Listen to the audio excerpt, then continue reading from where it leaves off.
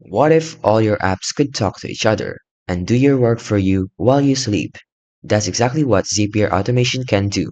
And by the end of this tutorial, you'll know how to use Zapier to automate everyday tasks from sending emails to updating spreadsheets without writing a single line of code. So first, you need to understand how zaps work.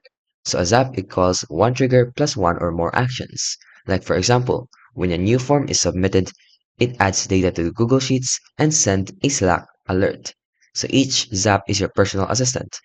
Then you want to choose a trigger app. So just go to zapier.com, click create a zap. You can also choose your trigger app like Gmail, Notion, or Google Forms. Then you might want to choose your action apps. You can pick what you want Zapier to do next. Either save attachments to Google Drive, add new contacts to HubSpot, or post messages to Slack. Then you can now customize and test your Zap. Zapier will ask you to map your fields like your email subject or your spreadsheet cells. Then you can now explore multi-step automations. You can even chain multiple actions in one Zap. For example, new lead leads to add a CRM, adding to sending emails, and then also notifying the sales team.